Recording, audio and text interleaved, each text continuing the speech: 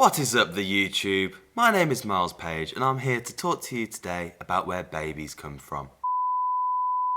What is up, YouTube? My name is Miles Page and I'm here to talk to you today about a custom pedal board that I am building. Well, haven't I got a lot to tell you? Haven't we got a lot to catch up on? But first, let me bring you up to speed. There's a link to my 2 other videos on this topic in the description, but just to quickly summarise, I'm building a pedal board of a medium size from aluminium and from the ground up, and I'm talking you through every step of the way. When I was with you last, I had a 4-rail pedal board that would lay flat on the ground, but I wasn't going to stop there. So now, and here we are. Look what I've cooked up. So we're pretty much complete at this stage, actually. There's a few things missing, obviously, including this pedal. This is my tube screamer, which unfortunately died in the process of me building this board. So without further ado, let's dive into stage 3 and I'll show you exactly what I did. Stage 3. Putting on those sweet-ass touches and making shit look nice. So just like before, I have filmed every step of the way and exactly what I did, but due to noisy environments, I've decided that I'd film and then narrate it. So once again, family video time, here we go. So at the end of the last video, I had the basic shape established of a flat 4-rail pedal board, as seen here, with some very luxury and expensive pedals. I was planning a way of attaching the legs onto the far side of the board and mounting a power supply on the underneath. The plan was to fit a tray between the 2 rails that was deep enough to contain the power supply but not rise above the rails where the pedals would sit. So there is your tray, and there's the power supply. And once the tray is in place, the power cables will come out underneath the board like this and up through the rails to the pedals like this. So I took some thin aluminium and I scored my fold line dimensions. I also punched the holes for the cables to connect in and out of the power supply. Once folded, you can see it fitted in the board. Kinda like this.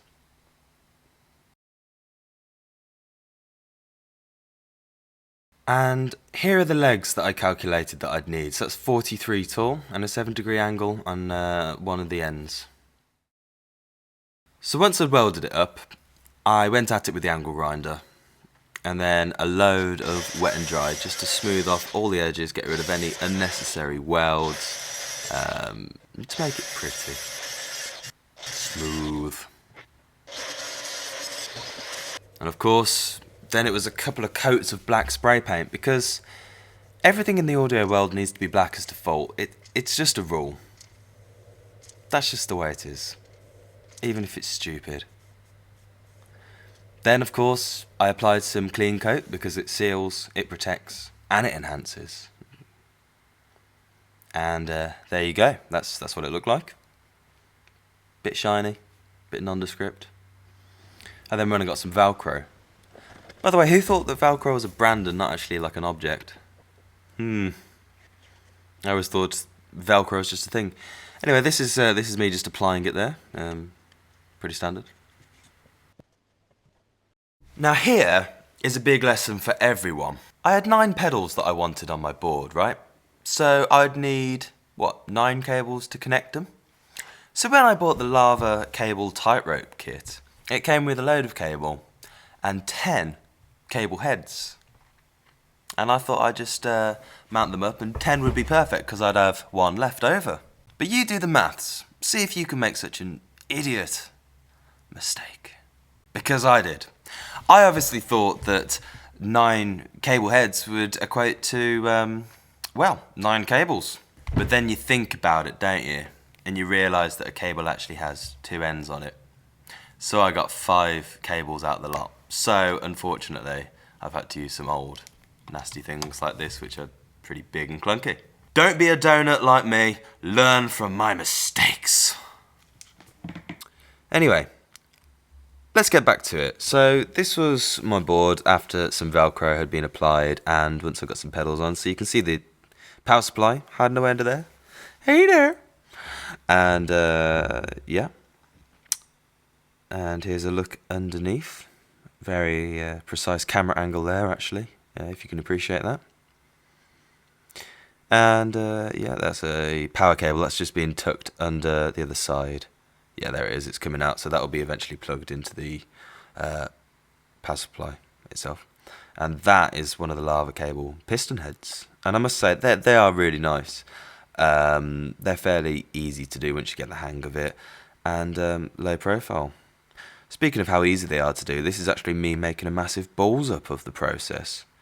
So basically you have to take 10mm of the outer shielding off, which is done like this, and yeah, actually it takes a while to get into this.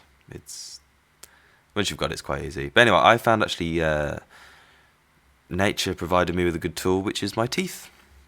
So you take that off, you pull the strands round the outer shielding, and you twist them together and you fold them back, and it's pretty much just normal tip and sleeve cable construction, except you have to get the ruler out a bit more and make a few measurements, be a bit more precise with the way you trim your cable. So you then peel off this little black bit around the edge, I suppose, the white bit.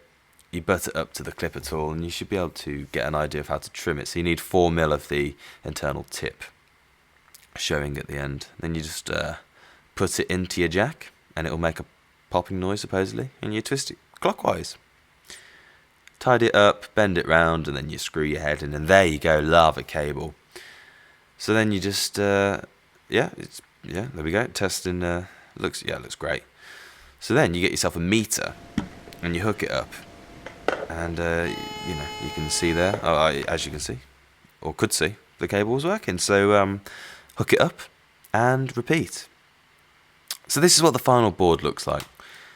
So you can see that there's some horrible chunky cables there, and that will eventually be replaced by lava cable when I actually get the right amount, due to terrible maths. Ha ha ha. And there's the old tube screamer. Rest in peace, buddy. I miss you every day. So yeah, I've got half and half mix, and I'm sure when all the pedals are actually there and it's all wired up, it'll look a bit prettier. Final step is cable management. If you want, not essential, but I thought, seeing as got this far, I might as well sort it out. So hiding away cables, I used these little cable clips which I got from Amazon for a couple of pounds, and they were perfect. You basically just push the cable in and it holds it. Kind of can't really explain that any more simply or terribly. They come with some double-sided tape. You stick them on. So I put them either side of the power supply, and it is kind of held the cables out of way. But will it fit in the box?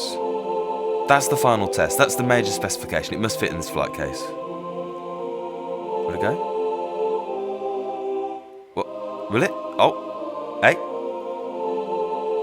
It's looking possible. Hey, oh. Oh, yes, get in there. Whoa. And so we arrive at today. And haven't we come a long way? Yes, we have. I'm proud to say that this is my original hand, and so is this one. The welding went well. It's actually turned out really nicely. It feels great, and it looks great. I'm chuffed.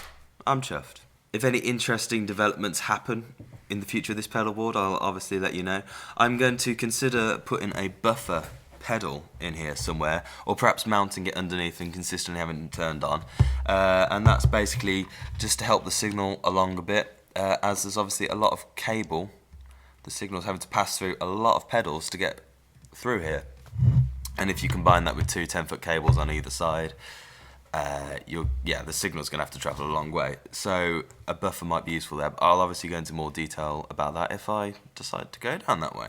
So anyway, like I said, it is unfortunately the end of this little mini-series regarding my pedal board build, but I've got plenty more in the pipeline for my YouTube channel. I've got an absolute stack of songs ready to be recorded and a stack of covers ready to be recorded, and generally loads of other cool things regarding recording of music, mixing, and generally just loads of music related stuff that happens to be cool and or interesting and slightly dorky. So if you're interested, tickle the subscribe button. Got any questions, anything like that, just hit me up below in the comments section. I'm there for you. I'm there for you. Anyway, it's time I say goodbye. Thank you for your valuable time. It's been a blast, hasn't it? My name is Miles Page, and until next time, au revoir. Au revoir.